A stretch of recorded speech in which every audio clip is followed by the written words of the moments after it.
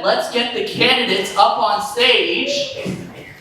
First up, David Burke.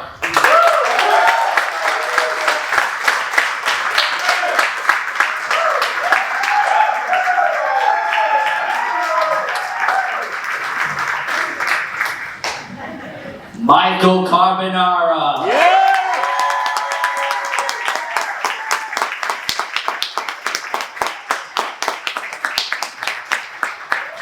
Let's go! One more goal! Richard Evans.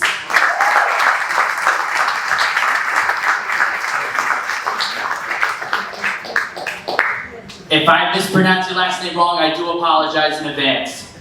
Terry Hasdorf. Did I get that right? So really quick, I do want to acknowledge that we have 3 candidates that are also in this race that are not participating today. They have previously committed and they have backed out. Those 3 candidates are Michael Thompson, Belinda Kaiser, and Casey Ascar. So those 3 will not be participating today. Alright, so with that being said, let's get the show on the road. I'm just going to quickly introduce the rules of this debate, and then we'll get into opening statements. So, the very simple rules of this debate. Just so we all know, the time limits on all answers will be strictly enforced. Let's try to keep this race also focused on issues and records and no personal attacks. And candidates, you will be given equal speaking opportunities throughout the rotation of this debate. And if possible, the audience will be asked to remain respectful throughout this debate and hold applause until designated moments. So with that being said, let's get this show on the road. Let's get into opening statements for you guys. So we are going to start with Mr. David Burke for the opening statements. You have 1 minute. All right, is this thing on? Everyone hear me? Okay. Good afternoon, Southwest Florida. David Burke, for those of you who don't know me, I'm a Marine Corps veteran. I joined right out of high school at 18 years old. Soon thereafter, I served with the city of West Palm Beach as gang detective, road patrol, you name it, and worked alongside Charlie Kirk at Turning Point USA as I built out the fundraising apparatus down here. So, you know, this is, I see I'm getting extra time, thank you for that. So, over the last week, you know, we've seen the testimony of Fifth Amendment Fauci, and that really lands with me. And it invoked sort of memories, images of what we went through in 2020. I was there on the ground, I saw what the riots looked like. But most importantly, what happened during 2020? When it was a 60-day sprint to absolutely eviscerate our civil rights. When we were told that we needed to prostrate before a secular religion, that is BLM. That we were told we couldn't pray. We could, oh, I'm done? All right, you heard it, David Burke. Let's go, Pete!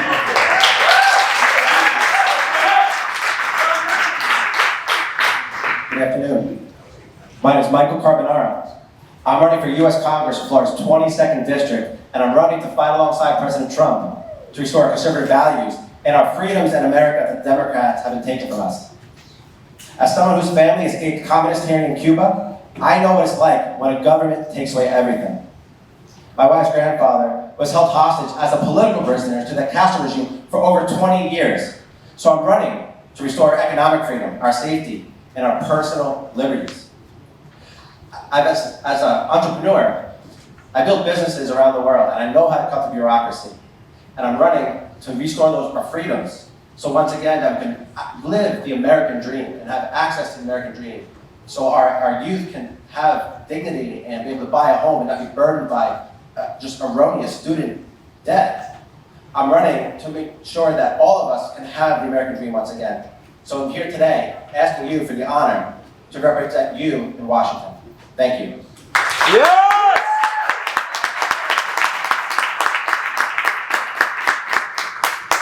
Okay, is this on, everybody? All right, so my name is Rich Evans. I am a CPA by trade. I'm also a property and casualty risk manager. So what that means is I'm going to put together a task force to deal with homeowner rates. So it's practical. And I agree that we need to be vigilant. I agree that we need to support the president in many different ways.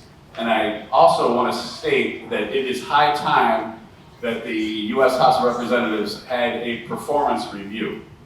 So for the record, they have not passed the appropriations in about 19 years. So that's unacceptable. If you did that in the private sector, you would be fired. So I think it's time for a little turnover there for accountability, accessibility, respect of everyone's time, and respect for everyone's way of life. And the last one begins with a T. Anyone care to guess? Well, somebody said trustworthy, but I'm going to go with term limits for now. Term limited. Let's do it. Thank you.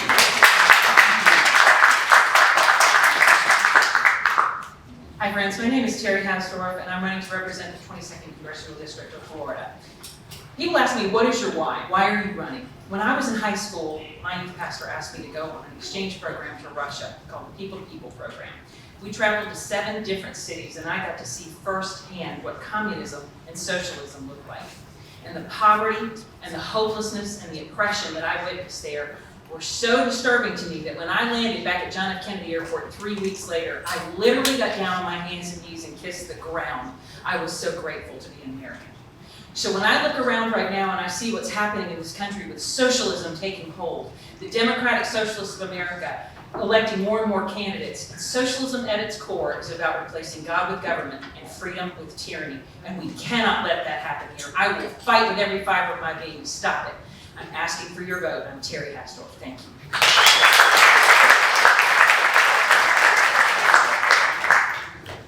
Okay, thank you very much, candidates. So now we are going to get in our main Q&A session. Friendly reminder of the rules for this part. There will be a total of 9 moderated questions from us here. Each candidate will get 60 seconds to answer, and if a candidate mentions another candidate's name, you will get a 30-second rebuttal. Only one candidate answers first on each question, and the order rotates so that every candidate goes first an equal number of times. We did have to make a change last minute due to Casey Ascott backing out last minute, but we were able to do that, so we will jump right into it. Mr. Burke, for this first question, you will be going first.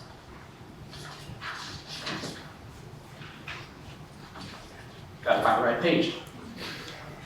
Here we go. So, in this district, in Florida's 22nd Congressional District, water quality remains a top concern for many residents. What specific needs and challenges have you heard from constituents regarding water quality, and how would you work in Congress to secure the necessary federal appropriations to address them? Yeah, great question. So really it comes down to CERP, right, and making sure that's as well funded as possible. Making sure that the federal funds can get there and really letting the state execute upon it, because the federal government, by and large, is slow. It's sort of this amorphous entity, but letting the state go ahead, keep the sediment out there, keep some of the runoff from the agriculture, keep it out of our aquifers, prevent it from getting downstream, and really allowing the state to execute upon it. That's it. I think fundamentally we need to go back to a more involved state government. Governor DeSantis did a fantastic job of this, allocating more resources to the CERP, asking the federal government to come in as well. So I think that's sort of high order. So thank you. Mr. Congressional. Yes, water is a big issue. It is the life force for Florida. We have Lake Okeechobee in our aquifer, and everybody knows this is one of the driest seasons we've experienced in probably over 50 years. There's wildfires almost daily in the Everglades. We have a problem where there's so much demand to come to Florida. We are the free state of Florida, and there's expected to be millions more people moving to Florida. So we need to make sure we have the right infrastructure and we don't overdevelop in our core natural resources in Everglades, and we have to be mindful of the pressures on Lake Okeechobee and our aquifer. Now, Mario Diaz-Balart did a great job bringing money to this district and protecting that water and these natural resources. So I would work with Mario Diaz-Balart and make sure that he continues his commitment to this community on the Appropriations Committee, and I work with him to bring those funds back to make sure we have full restoration of the Everglades.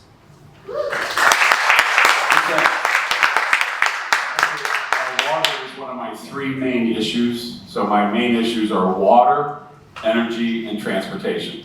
Regarding water, I mean, it's rather obvious. Protect the aquifers and don't have unplanned growth that would jeopardize, potable drinking water. I mean, it's pretty obvious. So we need to protect our water resources both for ag uses, for agricultural uses, and for, recreation. So one of the things that's on the bright side of things, DeSantis was on, one of those news networks and said something like, "We're very grateful to President Trump for finishing the Everglades restoration project." So I think it's kind of on schedule, and I think we should see that through. I think that makes a lot of difference. And then also, I always say in a forum like this, if we're not careful, water will be so scarce, it'll be more valuable than oil. So we need to protect our water resources with a lot of attention and great care. Ms. Heisler?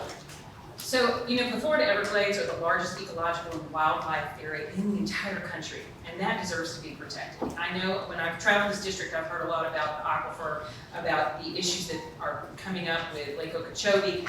I look forward, when I'm in Congress, to working with the House Transportation Subcommittee that works with water, to working with the House Appropriations Committee that works with water. I'm the only candidate in this race who has experience as a former congressional staffer. I actually worked with the Appropriations Committee quite heavily with my former boss, and I look forward to doing more of that to bring resources back into this district. Many of the issues that face those areas here in this district are state and local issues, but on the federal level, you have FEMA, you have the Army Corps of Engineers, you have a lot of issues that will touch in the federal space, and I will fight for resources and to protect those areas. Thank you. Thank you very much. Now for our second question, I will turn it over to my fellow moderator, Bobby. Thank you, Frank. For this next question, we're going to start with you, Mr. Carbonara. The question is, do you support the building of AI data centers, specifically in District 22? And if it is your position that you support data centers being built in District 22, how can you ensure the constituents that are to be Floridians that are hired, not H-1B visa holders?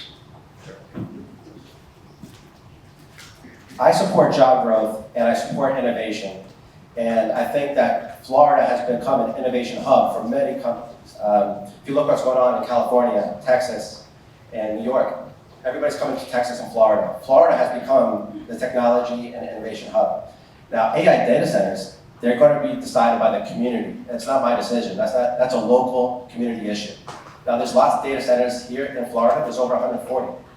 There's a data center 5 miles down the road at Kaiser University.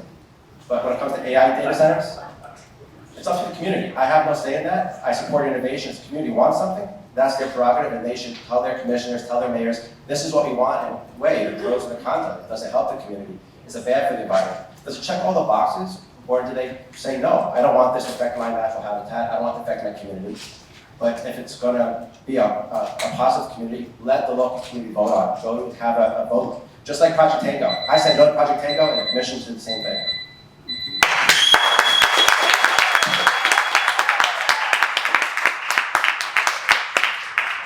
Okay, for AI data centers, they're here, okay, as Michael pointed out, of course they're here, and there are a lot of people investing huge sums of capital so that we keep current, we compete worldwide with China and any other power that is using artificial intelligence for whatever reason. So yeah, and I would also agree that we need local control. So I was driving back from Tallahassee one day and I stopped into a little restaurant, and the guy there was telling me a story that the AI data center that's there makes the farm land around there 8 degrees warmer than the rest of the area. So we gotta rein in the engineering, innovate technology, and we can pair a data center with a small modular reactor and a desalination program like they're using in Palm Beach County. And those three things can be complementary and solve a problem on 50 acres or less. Thank you. Can you repeat what you wanted on the H-1B? Right, the second part of the question was, if it is your position that you support the data centers, how can we ensure the constituents that it's Floridians that are hired and not H-1B visa holders? Great question. Okay, thank you.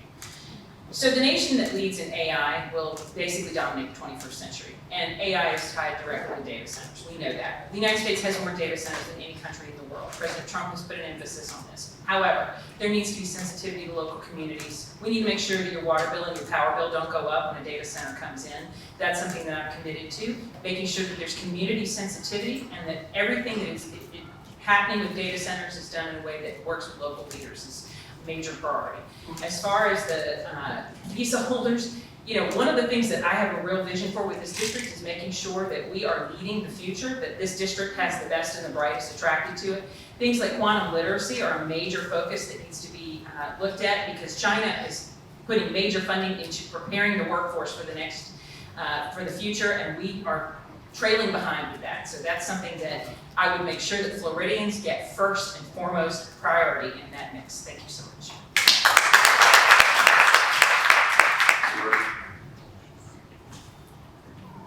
Yeah, so data centers in the 22nd district, am I a fan of them? Absolutely not. I don't want them in the district. Secondly, you know, it's really incumbent upon the local municipalities in getting involved and knowing what's happening. Project Tango site, they had 1 million square feet, they were looking for 3 million square feet on a zoning variance. Now, I am once again, the Bill of Rights absolutes, and I do believe in property rights, but as opposed to saying, let's hypothesizing about what we're gonna do, let's actually get a plan of action.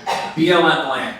You know, we're talking about large swaths of land, and if it is a national security issue, why don't we put it on BLM land? We've got small modular nuclear reactors, and then we've got self-sufficient water for these data centers. So let's put them on BLM land.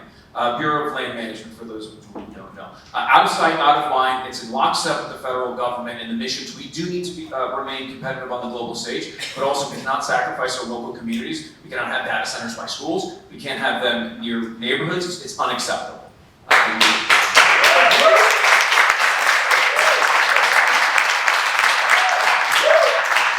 So for this next question, I'm going to hand the mic over to my co-moderator, Alex Fahmy. Thank you. Will you accept financial support from AIPAC? And do you believe current levels of U.S. government funding for Israel are too high, too low, or about right? Mr. Evans, we'll start with you. Yeah, I am not accepting any money from AIPAC. Somebody in the 19th district, a candidate, looked at me like, what are you, stupid? Take the money. And I thought, no thank you, I will not take that money. And I know many candidates do it, and you can make all kind of rationalizations about it. I won't. So that's a hard no on that one. And when you talk about Israel, I'd like to be a good partner to Israel. I think they've been a reasonable ally of the United States, and I would speak up for Israel. And going back to the previous question, I want to jump in to say that Israel's technology leads the planet, leads every place on earth on desalination technology. So I've actually been in touch with some engineers, and they go, you got to get there to Israel because they are leading on desalination. So I just want to repeat that practical solution. I'm not an engineer, I'm a CPA, but I talk to a lot of engineers and go to lunch whenever they're buying. I'm just kidding. But the idea there is you can put a 300 megawatt SMR, small modular reactor, and a desalination plant, which needs heat, and a data center, and all three of those things are complementary and it works. Thank you. I will not be taking money from AIPAC, and I think your second part of your question was, is it too high or too low? I think it's concerning when any special interest group is contributing to more than 90% of members of Congress.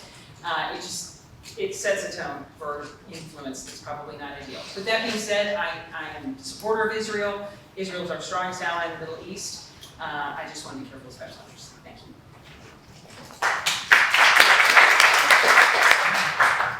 Yeah, I've got a grassroots power campaign, all individual contributors. I plan on keeping it that way. It's people power. I'm here, I'm a servant leader, that's all I'm interested in. As it relates to Israel, I think we're just about right. It's really important to understand the mechanism of it, right? So it's a credit facility that exists within the Treasury that fuels our defense contractors and the communities that sort of they're in. Now when we're talking about fungible money that went out to Ukraine, $1.5 billion that goes to Egypt, the money that goes to Jordan to support their economic activity. We need to be sure that our dollars that are going out that aren't immediately benefiting American citizens are accountable and that we know what's happening with them. I think it's 75 million of the 188 billion that went to Ukraine was only in military aid. Cash and all other equivalents, we have no idea. We have no idea where it went, and that is absolutely unacceptable. Thank you.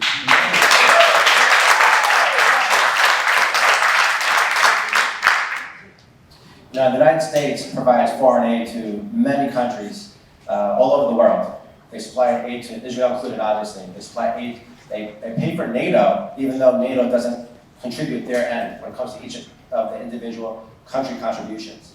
So I think that the U.S. is doing a good job in protecting our foreign policies and our allies there. I know that there's been a lot of talk. Benjamin Netanyahu has talked about scaling down that aid because Israel wants to be self-sufficient, and there's a plan to scale down the aid over the next 10 years. I think that's a reasonable, mindful approach. I think the U.S. needs to put America first. We have a lot of issues here at home that we need to take care of. Our vets, our youth that can't afford a mortgage. And there's so many issues here at home. So if we work with our allies and our partners to make them self-sufficient while keeping our military and our foreign policy and our security in place, that's what we need to do. And ultimately, we need to balance the books, but we can't let our infrastructure fall down in the process. So, Mr. Carbonaro, will you accept financial support from APAC? Yes. No, I will not. Sorry, I forgot that part. But no, I'm not taking any money from any foreign lobby or interest groups. My campaign has been largely self-funded. I'm sacrificing everything like our founding fathers did. They sacrificed their fortunes, their life, their freedom, and I'm giving in this campaign everything I have because I believe in restoring the freedoms of America, and I won't stop, and I'll do everything I can. Time. All right, I'm sorry, Mr. Carbonaro. All right, so let's get into our next one. So, term limits.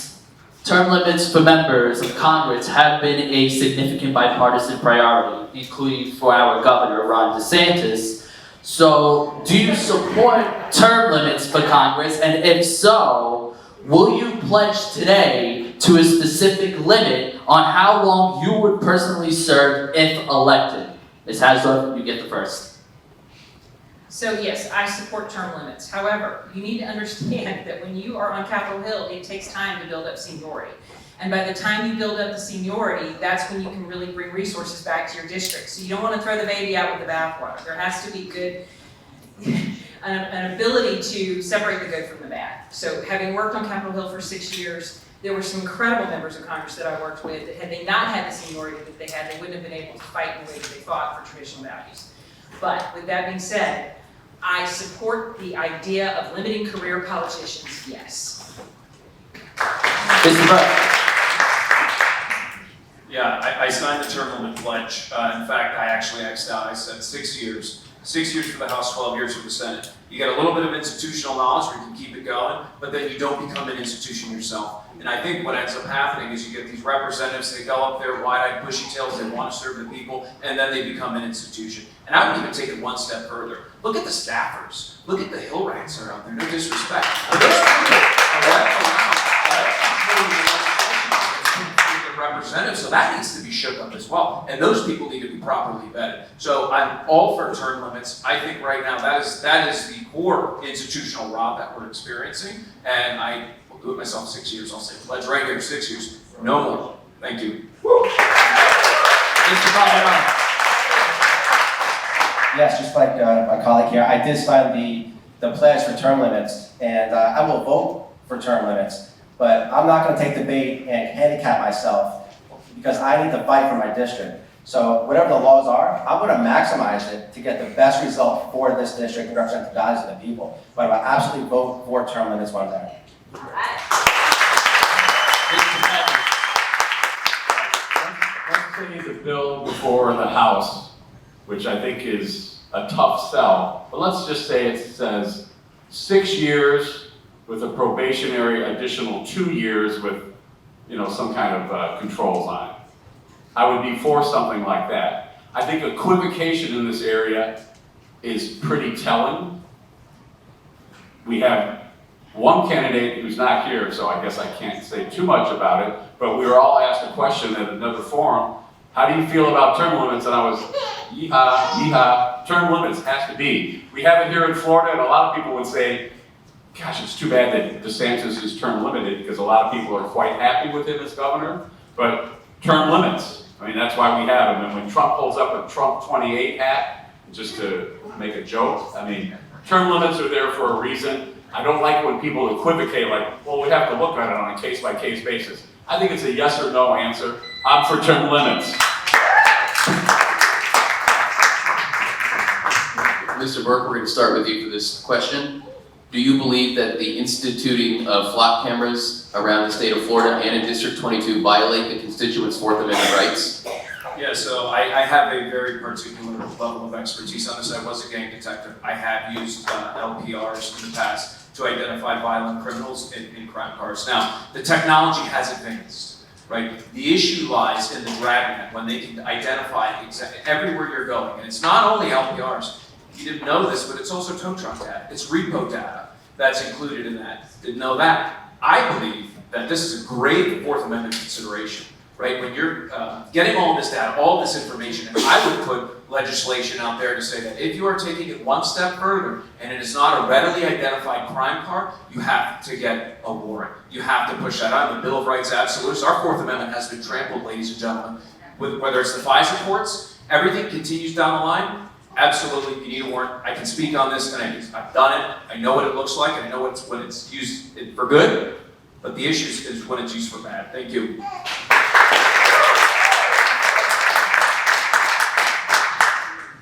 We absolutely need to get rid of flock cameras. We don't want to be policed by AI, period. The flock cameras have to go, and we need to do this at the local level. We need to understand that we cannot allow the government to subcontract to private organizations that don't abide by our Fourth Amendment. So we need to get rid of that. We can't allow that. The flock cameras are being abused. People are accessing that data. Private companies are accessing and sharing that data. We've given up all of our data without our consent, and we need to stop it now.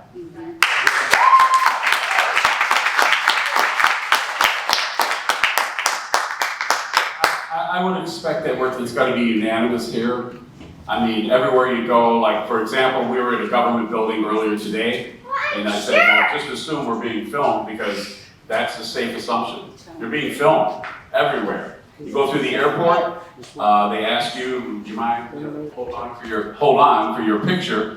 Well, you can decline that. Just fun fact to know what's up. You can decline that picture if you want. Flock cameras in the wrong hands are deep state scary.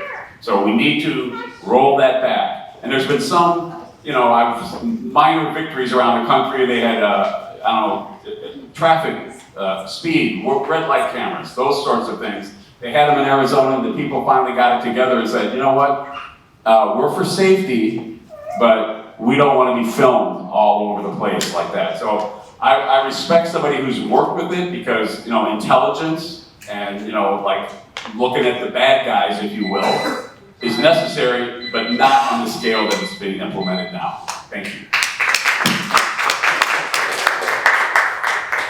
I'm a constitutional conservative, and when I'm your representative, I will fight to protect your Fourth Amendment rights. Flock cameras should absolutely be banned.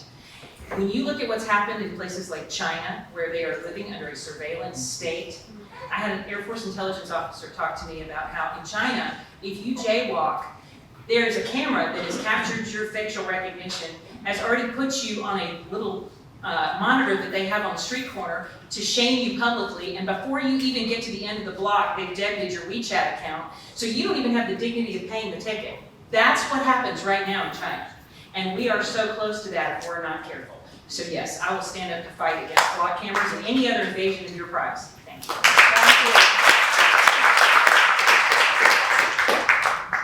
We'll start with you, Mr. Carbonaro.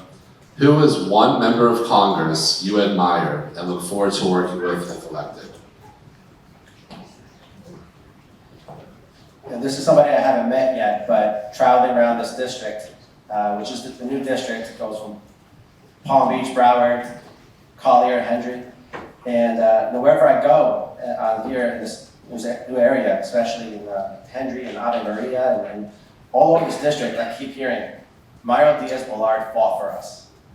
And he's somebody that with the redistricting, he's now in another district, and there's a big shoes to fill there, because everything I've heard is that he stood up, he fought for this district, he brought money to this district, he built infrastructure in this district. So I look forward to working with Mario Diaz-Balart and continuing that effort and making sure this is represented properly throughout all the new 22nd district. All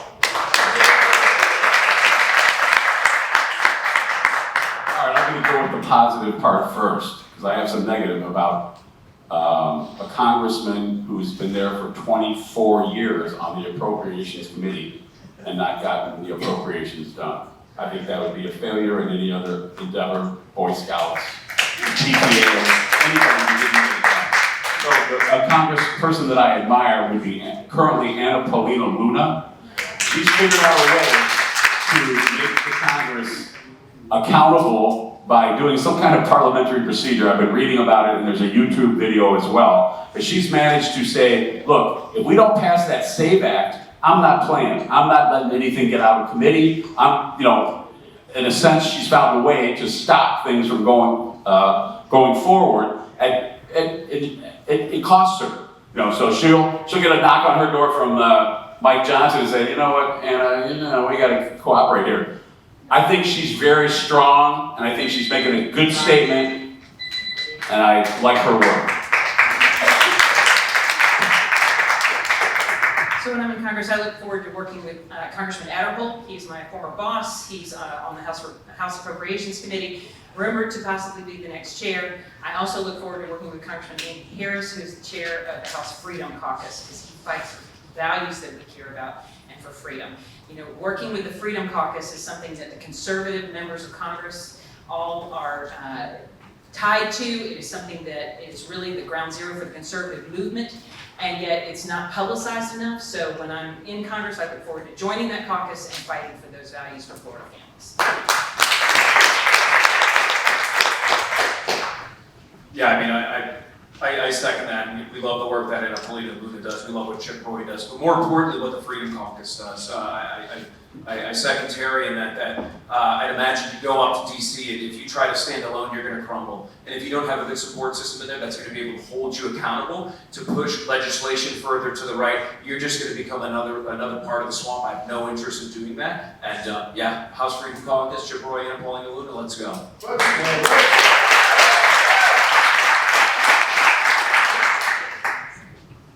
Let's talk about property taxes, shall we? So where do you guys currently stand on property taxes? So do you support abolishing them? And if so, how would you propose replacing the revenue to ensure that essential public services continue to be funded? And would you encourage other people to vote for Amendment 3? With that, we'll start with you, Mr. Evans. Thank you very much. That's a great question. If I said, let me have a show of hands. Who are full-time Florida residents? Okay, that's pretty much just about everybody. So I think this can be structured in a way to allow a big break for full-time Florida residents through the homestead exemption and through other means, so that the property taxes can be rolled back. So in a sense, I've heard some other collateral damage, and I don't know if this is true, I haven't verified it yet, but some, like Marco Island, they're considering dropping their police force because it's expensive, and without that ad valorem part of the tax bill, that it'll be underfunded. So I think this needs to be discussed. I've got my Collier County year in review here, and I'm looking at what happens with the money that's taken in. And I think smarter spending, I think that's what Governor DeSantis was going for, is smarter spending by the governmental agencies, and we'll get it done. Ms. Hasdorf? I'm a fiscal conservative. I signed the Taxpayer Protection Pledge. I think it's terrible that Florida has the highest property taxes in the nation. I am very much opposed to having taxes that are out of control. So I would fight against that in any way that it affects on the federal level, but for the state, it's definitely something that I would work with state leaders to try to address and to fight against. Thank you. Mr. Burke. Yeah, I'm absolutely on board with it. You remember the Great Recession, 2008, 2009. Guess what? The cops were there, the firefighters were there, everyone was still there. Property values have almost gone gangbusters. 3, 4, 5x in some areas. And what tangible benefit have the taxpayers received? Let's just be honest about it. It's a question about spending. It's not a question about revenue. I'm 100% on board with reducing the homestead property taxes. How to augment that? You know, I'm sure there are certain levers that we can pull and that the state can pull, whether it's on tourism, whether it's on vacation rentals. They can adjust and augment for that income. But also, let's not let people moving here from California and New York try to take advantage of this. Right? Let's stop getting codified in this thing. You need to come here, you need to buy it, you need to learn why Florida is so great, and then you can reap the benefits. Thank you. Mr. Carbonaro. I think the amendment's a good first step, and it doesn't call for banning property taxes. It calls for easing homestead taxes over a 10-year period, so we have time to adjust and make adjustments and pivot along the way. Because the bigger issue here is not that we're paying taxes, is that it's going to waste, fraud, and abuse. Florida did the doging and found that across the 67 counties, there's almost roughly, I'd say, $200 million per county, more or less, every year in fraud. And that's not waste and abuse. We have a whole system that is giving out contracts, not being vetted. There's just money is just disappearing. So there's plenty of money there if we actually adjust it, because the taxes have been skyrocketing over the last 10 years, but the services have not been increasing to that same ratio. So we can lower the taxes, we can keep people accountable, and especially in these Democrat areas, that's where the fraud is the biggest, and we need to just crack down on the fraud and hold people accountable for what we've been losing from the taxpayer's pocket.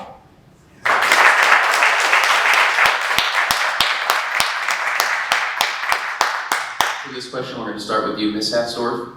How do you justify running an erratically redrawn open district stretching from western Broward County across the Everglades to the Gulf Coast, which critics call a partisan gerrymander, versus representing unified local community interests? Well, the state legislature drew the lines, and our governor said that this is what he wants. These are 4 districts that are in play because we are looking at what is more in line with a solid Republican area.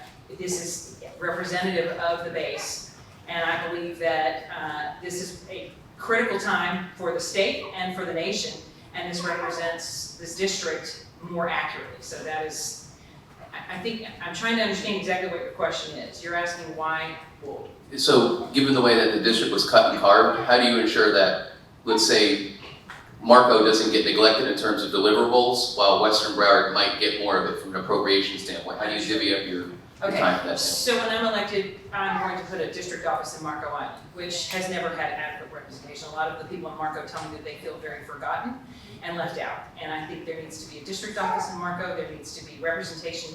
Obviously, this is a heavy agriculture district, so you have a major need for someone who's going to look out for farmers, and then you've got the Wellington, Broward County side, which will have a district office as well. Thank you.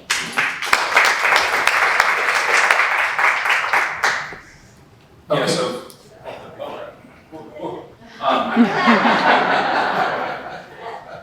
yeah, so from the nuts and bolts side of things, obviously, you know, this district is going to be much better because you've got one representative that's in charge of the entire the Everglades and everything that's related to it. As it relates to, you know, the bi-coastal scenario, I can pledge and I can say I'm serving first. And I'm looking forward to being out here, being on the East Coast, and providing a constituent first service approach. But let's have the real conversation right now. Look at the Northeast. No one complains about the gerrymandering that occurs in the Northeast, but then they want to turn their eyes to Florida.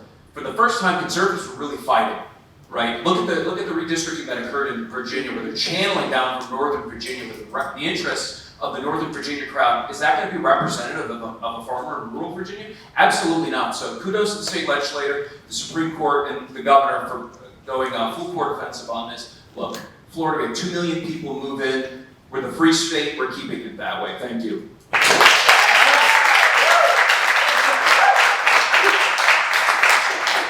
So, you know, I filed to run last year, and the old 25 against Debbie Washington Schultz. And this was months ago before they talked about this idea of redistricting. But I gotta say, I never imagined the maps would turn out the way they did. I think we all were. We have 4 counties: Palm Beach, Broward, Hendry, and Collier. And you know, about 1 or 2 days after the maps are official, I get a call from a prominent Republican here in Naples. And he says to me, I want to meet you because we don't think anybody from Broward can represent the West Coast. And if I don't like you, I'm going to run against you. And he drove out, we had lunch, and he used to say, now he's a supporter.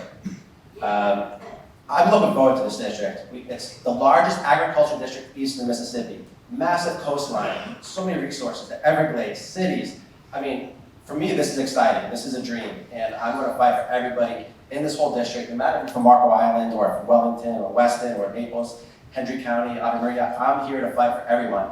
And I have experience in business communication management, and that's exactly what I apply here to make sure everything effective for the district.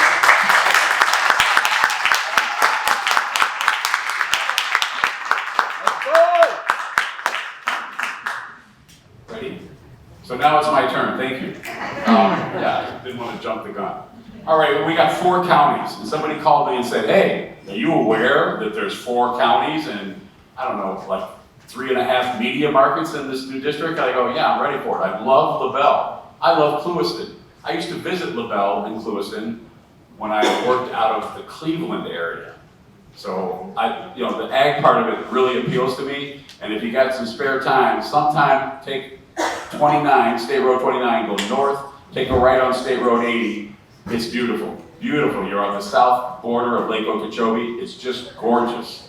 So yeah, I can serve this district, and I will serve this district, because I think I'm going to be in Congress, despite what you might have heard, I guess. Yeah, definitely. I'm going to serve you in Congress. I'm going to roll up my sleeves and get to work. The ag part of it, is there anybody from Hendry County? Anybody? Media? Anything?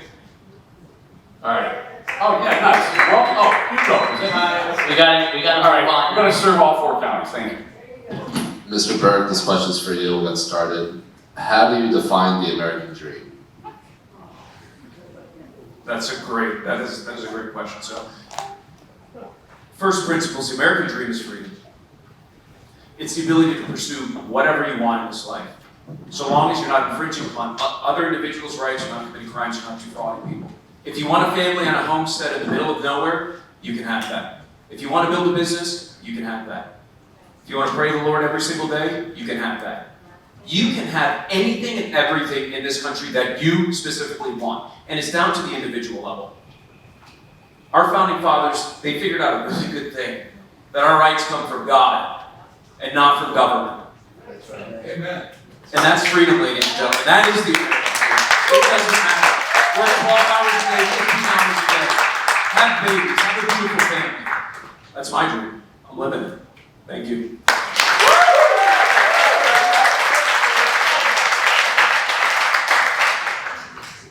I think we probably all agree what the American dream is here, and it is freedom. And that's why I'm running, to restore our freedoms. Because far too long, the Democrats have been taking our freedoms away. From economic freedom, from our safety, from freedom over our own health. I mean, look what happened during COVID. We lost all of our freedom. But the American dream is having this self-determination where you are king of your own domain, which is why I like the idea of not having homestead property taxes, because you can be king of your own domain rather than the government renting in your own house. So the American dream is having the pathway of self-determination without the government controlling every aspect of your life, so you can be the best version of yourself, whatever that might be. And that's what made America great. That's why we excelled in so many things and leaped ahead above every country in the world, because it was focused on the God-given rights of the individual rather than the state. And that's what we need to protect, is the individual rights, personal liberties, so everybody has access to the American dream. Yeah.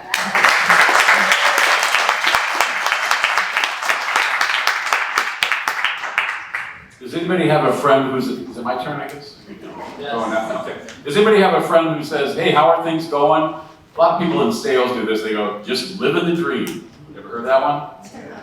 Okay, so yeah, I think we all are blessed beyond our wildest dreams here in Florida. We've got a good government. We've got natural resources. We've got a beautiful area. We can restore ag to what it once was. And I'm going to be part of that. I'm going to be a working congressman. And I'm going to say, let's get the ag so we can feed ourselves and not import everything from Mexico. So I think we've got great reason to celebrate. I hope everybody had a louder than normal or a bigger celebration 4th of July. 250 years of life, pro-life, liberty, freedom, and the pursuit of happiness, which means chase that American dream, put yourself to work, and you can do amazing things. And I wanted to make a quote that I heard, I think I was about 3 years old. It's a Reagan quote. Next time. So the American dream really is about freedom. And unfortunately, we have been losing that freedom. You know, we don't even rank in the top 10 anymore for freedoms. Heritage Foundation does a survey every year, and I think the United States has slipped down to number 22. And we're losing our freedoms because of excessive government regulation, taxes, excessive burdens. Those are the kinds of things that we, as Republicans, stand to push and fight against. And making sure that you have the American dream, that you have enough money in your pocket to be able to afford a house for the first time ever, to be able to put gas in your car, to make sure that things are that you are allowed to do whatever it is that you want to do, that you can pursue your God-given natural rights. That's what a constitutional conservative is going to fight for. That's what I stand for. The American dream is something that is worth fighting for. America is worth fighting for. And Florida families are worth fighting for. And that's what I'm going to do when I'm elected. Thank you.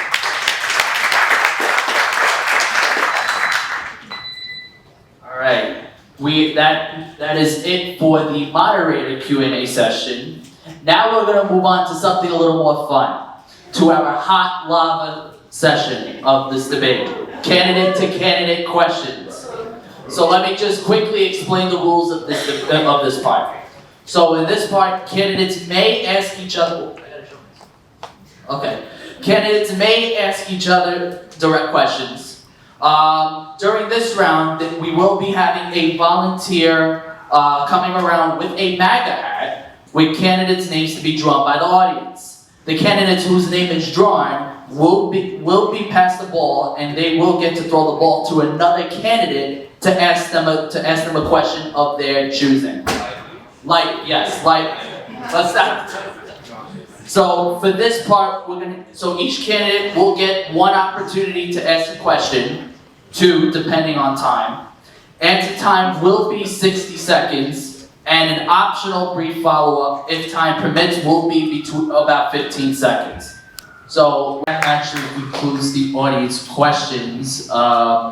We are now going to move to closing statements. So basically for this, you guys, same like the opening, you will receive 1 minute for your closing statement, and the order will be the same as the opening statement. So Mr. Burke, Mr. Carbonara, Ms. Evans, and Ms. Hasselhoff. So with that being said, Joe, we good on time? All right, Mr. Burke, floor is yours. 250 years, ladies and gentlemen, 250 years, we've had the pleasure, the blessing of having this country. We need to keep going for 250 more years. My proposition to you, the voters, I'm a servant. I've taken the oath of the Constitution twice. I know what it means. I know what service looks like. I've been in communities that most of you would never imagine being in, doing a very thankless job, and I loved it, and I loved every minute of it. Ladies and gentlemen, I'm not doing this for vanity. I'm not doing this as something to do. I love this country. I love everything that she represents. She is worth fighting for, and there's been generations of well-intentioned people who simply just stood by while we lost everything that we know, and we lost everything that we love. That's my why. It's for your children, it's for my children, it's for the next generation. With that being said, I'm humbly asking for your vote to continue my life of service. Find me at davidburke.com.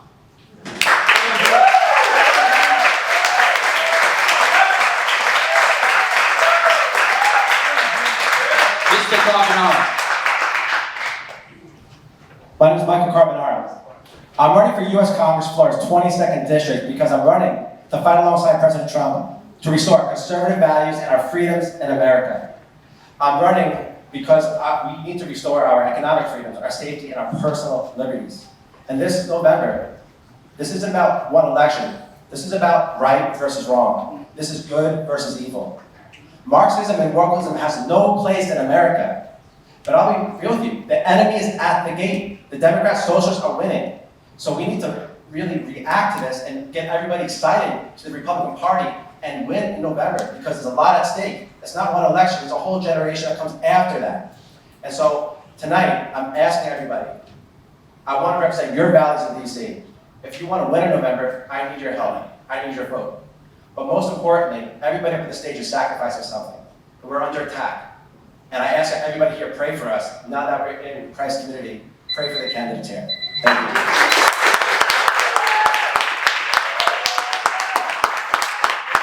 Mr. Evans. Thank you. All right, everybody, thanks for coming out on a Saturday afternoon. I mean, there are so many other things that could be happening on this Saturday. So I appreciate young Republicans. Start a chapter in Henry County when you get a minute. Yeah. So, anyway, no, I appreciate the forum, absolutely, and a voice. What would I do as a congressman? Well, I would roll up my sleeves and be a working congressman. No status quo. No, like, here's how you get oriented. No, I think for too long, the process has been subverted. The process is grossly subverted, and politicians, if everybody up here agrees with term limits, okay, I will thank Mario Diaz-Balart for bringing funding for the Veterans Nursing Home. I was there at the groundbreaking. I had a shovel in my hand, and that was a great thing that he did, but he's a career politician. So even though I've got to work with him, because he'll be the senior guy in the reduced District 26, I've got skill to work with him.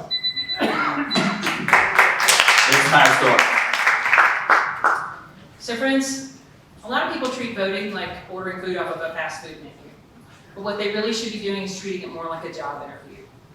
You know, you have a very important decision to make. You're not selecting dinner. You are choosing a representative to represent almost 800,000 people in Congress. And the decisions that they will be faced with every day are going to be monumental.